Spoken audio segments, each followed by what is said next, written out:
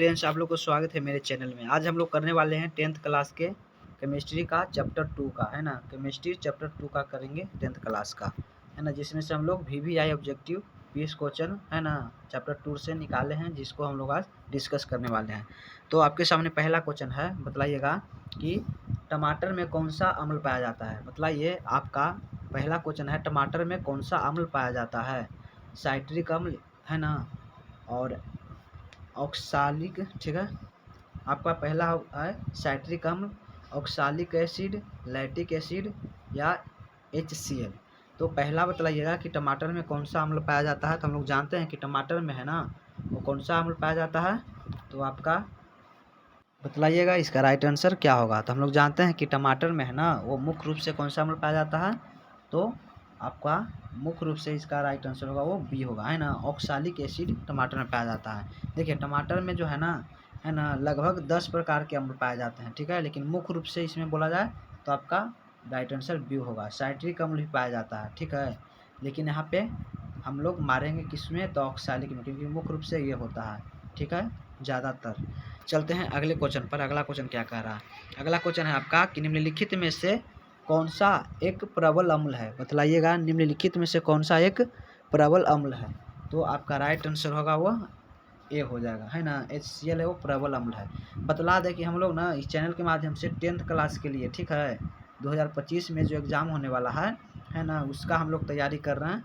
तो आप नए हैं, मेरे चैनल पे आए हैं, तो मेरे चैनल को सब्सक्राइब करें और बेल आइकन को ऑन कर ले, ताकि जो भी वीडियो डाला जाए वो सबसे पहले आपके पास पहुंच जाए। क्योंकि हम लोग का टारगेट है कि 50 क्वेश्चन जो आता है ऑब्जेक्टिव में बनाने के लिए, उसको हम लोग को क्या करना है, क्रैक करना है, यानी 50 में 50 बनाना है। 2025 का एग्ज़ाम होने वाला है, उसमें से हम लोग का मेन फोकस है ऑब्जेक्टिव पे, है ना।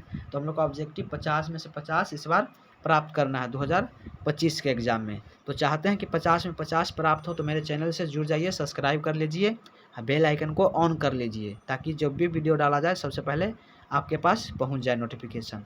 और बतला दें कि हम लोग इस पर जो करेंगे ना, तो सारे सब्जेक्ट का, ठीक है, सारे सब्जेक्ट का ऑब्जेक्टिव, है ना, वो चैप्टर वाइज करेंगे, ठीक है। हर चैप्टर से हम लोग ऑब्जेक्टिव इसमें देखने वाले हैं। ऐसा नहीं कि, है ना, एक ही वीडियो में सारा ऑब्जेक्टिव देख लिए, अब पता ना चलता है कि कौन सा ऑब्जेक्टिव कहाँ से है। लेकिन हम लोग इस बार चैप्टर वाइज ऑब्जेक्टिव करेंगे, ठीक है, सारे सब्जेक्ट का, है ना। एक चैप्टर में से 20-25 क्वेश्चन पढ़ेंगे, जो हर साल पूछा जाता है।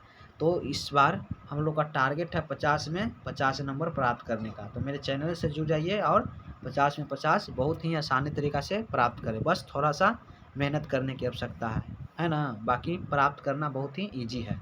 चलते हैं अगले क्वेश्चन पे। अगला क्वेश्चन है, कह रहा है आपका कि N, है ना, Na2CO3 इंटू 10H2O को कहा जाता है। बतलाइए, है ना, यह किसका सूत्र है ना। आपके सामने तीसरा क्वेश्चन है। तो हम लोग जानते हैं कि Na2CO3 जो है इंटू 10H2O जो है, उसको क्या कहते हैं हम लोग, तो कहते हैं धोने वाला सोडा, है ना। आपका राइट आंसर होगा वो सी होगा,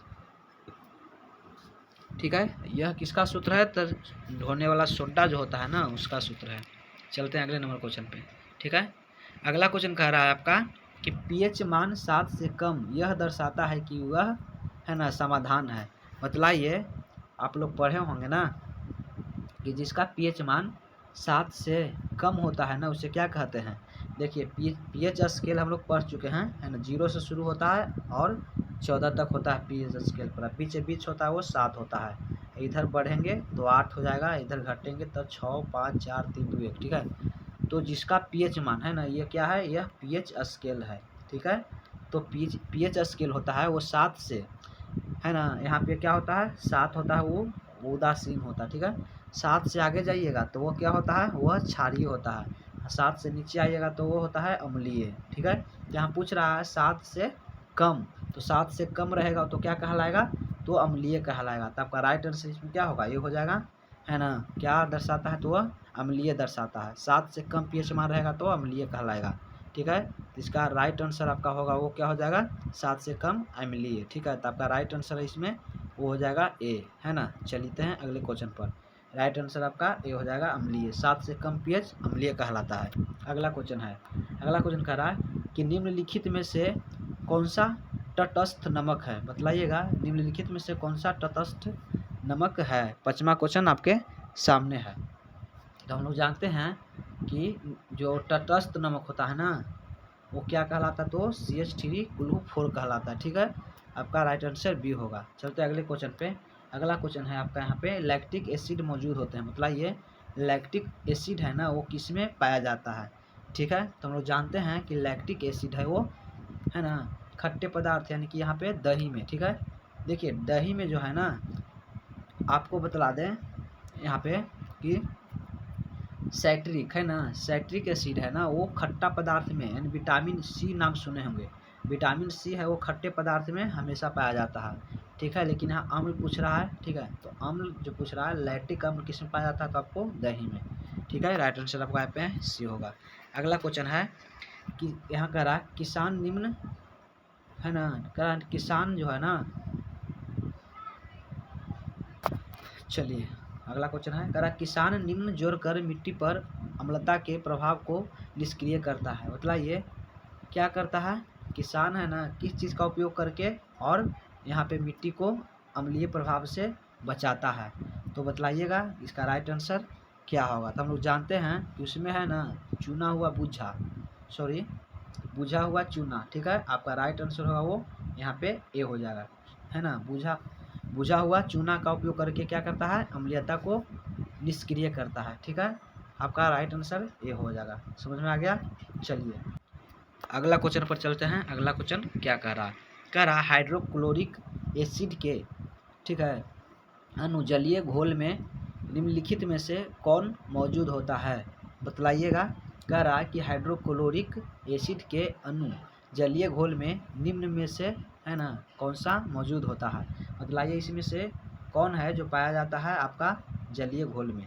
तो हम लोग जानते हैं H3O सील। ठीक है, आपका जो राइट आंसर होगा वो ये होगा H3O+Cl। यह मौजूद होता है किसमें, तो हाइड्रोक्लोरिक एसिड के अणु जलीय घोल में। आपका राइट आंसर होगा वो ए हो जाएगा। ठीक है, बतला दें कि हम लोग 10th क्लास के ना इस चैनल के माध्यम से सारे सब्जेक्ट का है ना चैप्टर वाइज ऑब्जेक्टिव कर रहे हैं। ठीक है, अगर आप सब्सक्राइब नहीं किए तो सब्सक्राइब करें। और इससे पहले वीडियो डाला गया है साइंस का, फिजिक्स हो गया, केमिस्ट्री हो गया, बायोलॉजी हो गया। अगर SST देखें तो geography, history, polity, economics, Hindi, Sanskrit सारे सब्जेक्ट का ऑब्जेक्टिव बताया गया है। और भी इस पर जो चैप्टर बच रहे हैं उसको कराना है। और नहीं देखे हैं तो जाकर मेरे चैनल पे देखिए और चैनल को सब्सक्राइब करें। और जो भी वीडियो डाला जाएगा वो सबसे पहले आपके पास पहुंच जाएगा, तो आप नोटिफिकेशन के लिए बेल आइकन ऑन कर लें। ठीक है, चलते अगले क्वेश्चन पे। 9वां कह रहा है कि CuSO4 ठीक है इंटू 5H2O इस यौगिक में पानी के अणु को कहा जाता है। तो हम लोग जानते हैं कि इसको है ना पानी के अणु को क्या कहते हैं, तो हम लोग कहते हैं क्रिस्टलीकरण का पानी, यानी कि CuSO4 इंटू 5H2O इस यौगिक में जो पानी का अणु होता है उसे क्या कहते हैं, तो क्रिस्टलीकरण का पानी। आपका राइट आंसर होगा वो यहाँ पे आपका बी हो जाएगा। ठीक है, चलते हैं अगले क्वेश्चन पे। अगला क्वेश्चन का रहा है 10 नंबर, निम्नलिखित में से किस लवण में क्रिस्टलीकरण का जल नहीं होता है। देखिए क्वेश्चन जस्ट अभी जो बतलाए 9वां नंबर वही क्वेश्चन को बस उलट दिया है। कह रहा कि निम्नलिखित में से किस लवण में क्रिस्टलीकरण का जल नहीं पाया जाता है। तो हम लोग जानते हैं ना कि बेकिंग सोडा में यह नहीं पाया जाता है। ठीक है, बस 9वां क्वेश्चन को ही उलट दिया है। ठीक है, अगला क्वेश्चन है 11 नंबर, कह रहा एक जलीय घोल लाल लिटमस है ना लिटमस घोल को नीला कर देता है। निम्नलिखित में से किस समाधान को अधिक जोड़ने से परिवर्तन उलट जाएगा, बतलाइएगा। कह रहा है यहाँ पे है ना क्वेश्चन पढ़िए। कह रहा है यहाँ पे कि एक जलीय घोल लाल लिटमस को क्या कर देता है, नीला कर देता है। तो बतलाइए कि निम्न में से किस समाधान को अधिक जोड़ने से परिवर्तन उलट जाएगा, है ना। तो हम लोग जानते हैं ना कि इसमें क्या डालेंगे, तो आपका हाइड्रोक्लोरिक एसिड इसके द्वारा है वह उसको उल्टा किया जाएगा, परिवर्तन किया जाएगा। ठीक है, अगला क्वेश्चन है आपका, हमारा शरीर वायुमंडल में जीवित रहने के लिए किस pH रेंज में काम करता है, बतलाइएगा। कह रहा है यहाँ पे कि हमारा शरीर है ना वो वायुमंडल से संपर्क बनाकर जीवित रहने के लिए कितना pH पर काम करता है। तो हम लोग का जो शरीर है वायुमंडल में संतुलन के लिए 7 से 7.8 तक का pH रहने पे है ना वायुमंडल में संतुलन बनाए रखता है। राइट आंसर आपका बी होगा। अगला क्वेश्चन है कि POP मतलब होता है प्लास्टर ऑफ पेरिस, ठीक है, का रासायनिक सूत्र क्या होता है। तो हम लोग जानते हैं रासायनिक सूत्र है ना, हर किसी को पता है कि प्लास्टर ऑफ पेरिस हर साल पूछता भी है। आपका राइट आंसर होगा वो सी होगा, है ना, CaSO4 इंटू 1/2H2O, ठीक है। प्लास्टर ऑफ पेरिस का यह सूत्र याद रखिएगा, हर साल बिहार बोर्ड केमिस्ट्री में से यह क्वेश्चन पूछता ही है, ठीक है। हम लोग एक केमिस्ट्री का चैप्टर 2 कर रहे हैं, चैप्टर 1 पहले हम लोग कर चुके हैं, नहीं देखे हैं तो चैनल पे जाइए और देख लीजिए, ठीक है। चलते हैं अगले क्वेश्चन पर। कह रहा है क्या होता है जब एक परखनली में अम्ल के घोल को क्षार के घोल में मिलाया जाता है, ठीक है। कह रहा है क्या होगा जब एक परखनली में अम्ल के घोल को क्षार के घोल में मिलाया जाएगा, ठीक है। कह रहा है अम्ल और क्षार जब मिला देंगे तो क्या होगा, तो नमक का निर्माण होगा, ठीक है। जब अम्ल और क्षार जब मिलाएंगे तो क्या होगा, तो नमक का निर्माण होगा। आपका राइट आंसर होगा वो क्या होगा, यहाँ पे डी होगा, ठीक है। चलते हैं अगले नंबर क्वेश्चन पे। अगले नंबर क्वेश्चन क्या कहता है, अगला नंबर क्वेश्चन कहता है कि कौन सा नमक प्रकृति में अम्लीय होता है ना, प्रकृति में अम्लीय होता है, ठीक है। कह रहा है कौन सा अम्ल है जो प्रकृति में अम्लीय होता है, तो NH4Cl यह क्या होता है, अम्लीय होता है। राइट आंसर आपका ये हो, ठीक है, इजी क्वेश्चन है। अगला क्वेश्चन है, कह रहा है कि जब कोई आधार किसी धातु के साथ प्रतिक्रिया करता है तो यह नमक बनाता है और हाइड्रोजन गैस निकलती है। क्वेश्चन थोड़ा समझिएगा, लंबा है। कह रहा है कि जब है ना, जब कोई आधार किसी धातु के साथ प्रतिक्रिया करता है तो यह नमक बनाता है और हाइड्रोजन गैस निकलती है। तो हाइड्रोजन की उपस्थिति का पता किस विधि से लगाया जा सकता है, ठीक है। कह रहा है किस विधि को किसके द्वारा पता लगाएंगे, तो जलती हुई मोमबत्ती से पता चलता है इसका, ठीक है। आपका राइट आंसर ये डी होगा। अगले क्वेश्चन पर चलते हैं, देखिएगा थोड़ा सा, ये चित्र के माध्यम से बता रहा है।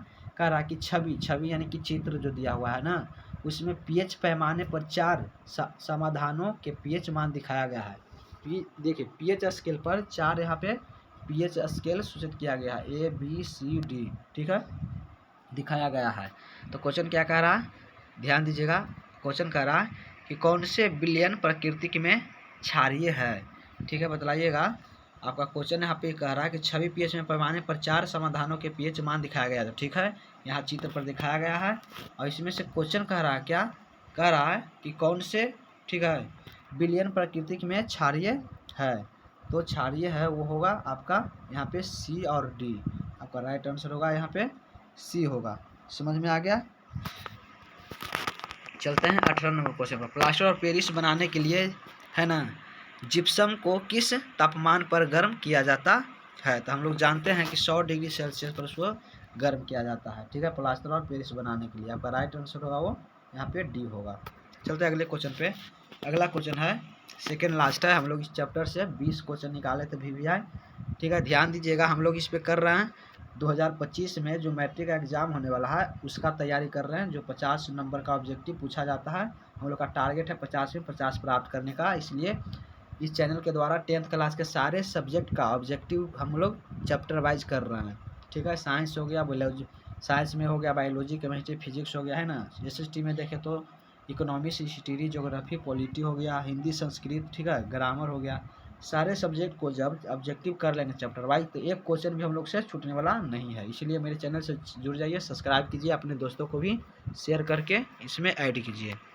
चलते हैं लास्ट क्वेश्चन है, कह रहा है इमली में कौन सा अम्ल मौजूद होता है। बताइए इमली में कौन सा अम्ल पाया जाता है। तो देखो यहाँ पे हम पहले बताए थे कि जो खट्टा चीज़ है उसमें क्या होता है, विटामिन C पाया जाता है, लेकिन यहाँ पे विटामिन की बात नहीं किया जा रहा है, यहाँ पे अम्ल की बात किया जा रहा है। तो ध्यान दीजिएगा कि इमली में ना हमेशा टार्टरिक अम्ल, है ना, इमली में टार्टरिक एसिड यानी अम्ल होता है, पाया जाता है, ठीक है। तो आज हम लोग का यह क्वेश्चन 20 क्वेश्चन था। बताइए कमेंट में कि 20 में से आपका कितना सही हुआ है, ठीक है। और मेरे चैनल से नहीं जुड़े हैं तो जुड़ जाइए, और इस चैनल के माध्यम से सारे सब्जेक्ट को ऑब्जेक्टिव वाइज कराया जाएगा, सॉरी चैप्टर वाइज ऑब्जेक्टिव कराया जाएगा। अब चाहते हैं कि सारे सब्जेक्ट का ऑब्जेक्टिव चैप्टर वाइज मिले तो मेरे चैनल से जुड़ जाइए, है ना, और स्टडी करने में लग जाइए, ताकि 2025 का एग्ज़ाम है मैट्रिक का, उसमें से 50 में से 50 प्राप्त करें। बहुत ही ईजी है, बस थोड़ा सा संघर्ष करनी है। मिलते हैं अगले वीडियो में, ठीक है।